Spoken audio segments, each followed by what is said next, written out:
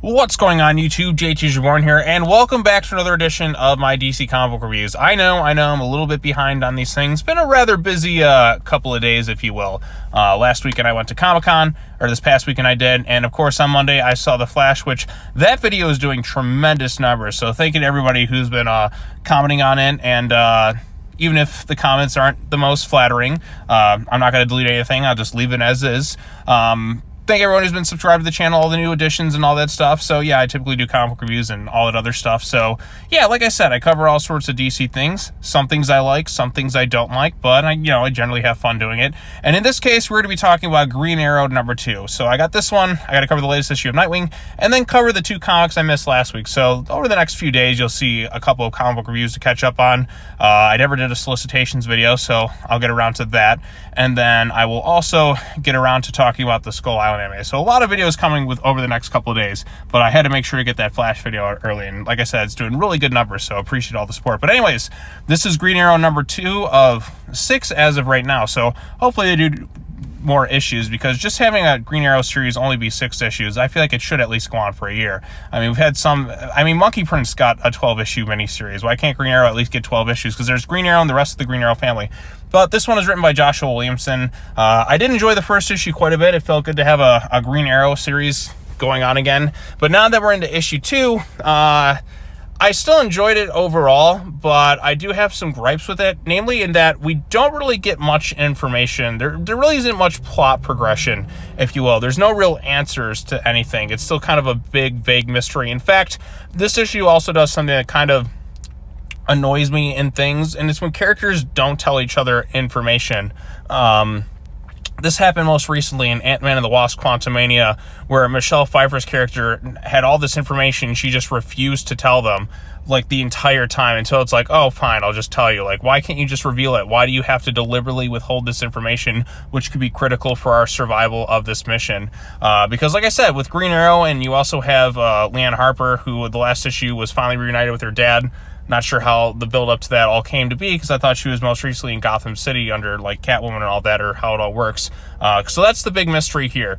How is she back? How is she this age? I don't even know how old Leanne Harper is. I guess she's just a teenager at this point. Same thing with Connor Hawke. He's a little bit older than, I know, Damian, but Ollie just kind of forgot about him, but then he kind of remembers. It's a big cluster right now. Is it through time or whatever? But yeah, so him and that, they're off in some other place. Roy Harper is ready to go to war with Amanda Waller. She's got Dinah on her side, and they're trying to track her down. Green Arrow is off somewhere, whether it's a different timeline, a different universe. He's off in some other sector. I don't exactly know. It feels like he's on another planet or something, because he's chasing all these different things. And then they come across a new villain of sorts named Troublemaker, who kind of has the hots for Ollie, based on some things. But she kind of looks Tamaranian, if you will. She's got the orange skin, she's got the green eyes, and she's a warrior of sorts. And she gets into a fight, but luckily Leanne's there to kind of bail Ollie out, and they kind of get out of there. So, yeah, I'm not sure why Williamson keeps introducing so many new characters in every single book he does, rather than kind of take the time to kind of flesh out, like, this. There's a whole, like, roster of the Green Arrow family, which isn't quite utilized so much in other comic books, so I feel like you should kind of get that foundation first before really introducing all these new things. But, you know, the Troublemaker just kind of gets a brief appearance, doesn't really have much to do. But yes, so this is the part that kind of irritates me, where she tries to ask him what's going on, why can't we go back? He's like, I can't tell you. And then Leanne's kind of the same deal, like, I can't tell you all this stuff, but somehow Amanda Waller is involved with things, because of course she is.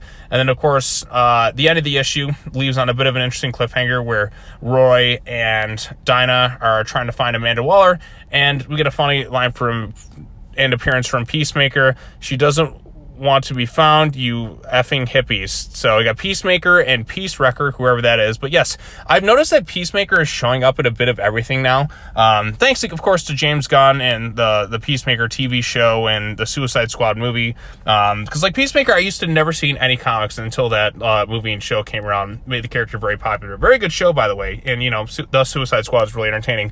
Looking forward to when we eventually get season 2 of Peacemaker. I think we're getting the Waller series first, but yeah, so, yeah, so anyways, Green Arrow issue #2.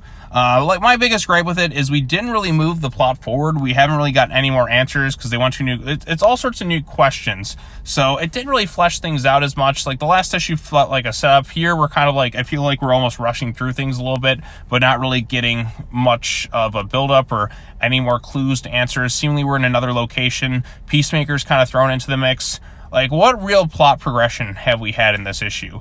Roy and Dinah are still looking for them. I guess Peacemaker's involved. Ali and Leanne won't tell each other what's really going on, which, like I said, they're eventually going to have to tell each other anyways. It's going to come out like the wrong time, which is kind of annoying. Like, why can't you just tell them? But it's just kind of one of those things. So really not much happened overall in this issue other than the fact that they're somewhere else, which was established the last issue, and Roy and Dinah are looking for them. And then Peacemaker's kind of involved. So that's about it. Really not much plot progression at all this particular issue, but still had some fun moments, I suppose.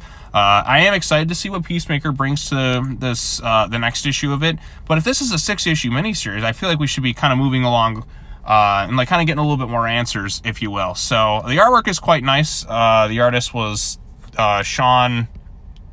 I can't even pronounce it. Like, what is it? Sean Isaacski. So cool first name, by the way. Great first name. And of course, Joshua Williamson, who seems to write everything. The artwork is really good. The action sequences pop very well. The colors look really beautiful. So this is a gorgeous looking comic book from start to finish. So no real issues with the art here. I think the art does its job quite well. I just kind of wish we had a little bit more story progression if this is supposed to be a little mini series, if you will.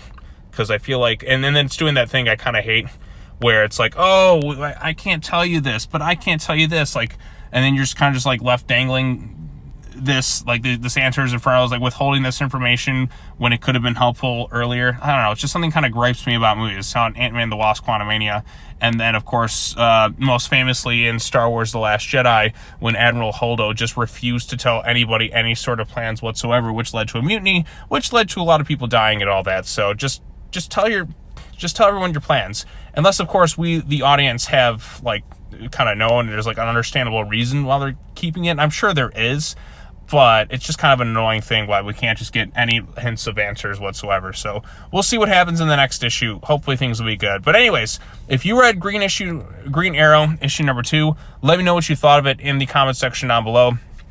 Be sure to like this video, share it with your friends, subscribe to the YouTube channel for more content, hit that bell for notifications. Next time we'll be back covering the latest issue of Nightwing, and then I got to cover the 2 issues I missed last week of Batgirls and World's Finest, and then I think it'll be good on comic book reviews. I also have to get around to talking about the solicitations from last Friday, because I never got around to doing that. I think it's the August solicitations, and then I got to do a video on the Skull Island anime, and I think that'll be good in terms of videos that I know I got to catch up on this week. So look forward to all that stuff, and once again, thank you to everybody who's been subscribed to the channel, all the new subs from the Flash review. If you're watching this video, or maybe you probably would have jumped off by the time this video ends, like, what is this guy even talking about and all that. But anyways, I appreciate the support, so look forward to all that stuff. All right, well, that's all I gotta say. As always, take care now, bye bye then, and I will see you all in the next video. Peace.